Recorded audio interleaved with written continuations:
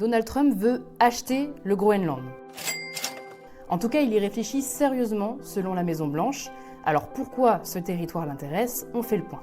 Déjà, pour rappel, le Groenland, c'est une ancienne colonie devenue territoire danois autonome en 1979.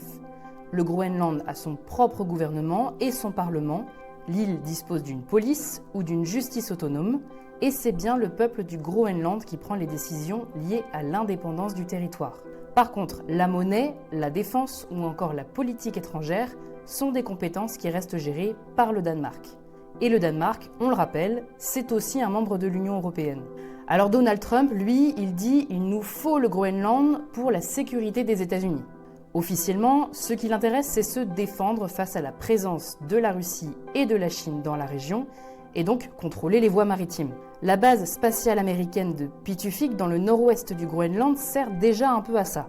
C'est en quelque sorte l'œil de Washington en Arctique. Mais pour Trump, ce n'est pas assez. Surtout que le Groenland, c'est aussi un territoire riche en hydrocarbures et en minéraux essentiels pour l'industrie, comme le cuivre ou le lithium. Et ça, évidemment, c'est très intéressant pour les États-Unis. Alors ce n'est pas la première fois que Trump lorgne sur le Groenland. C'était déjà le cas durant son premier mandat en 2019, et à l'époque, plusieurs médias s'étaient amusés à faire des estimations pour cette vente entre 200 millions et 1000 milliards de dollars, autant dire une grosse fourchette.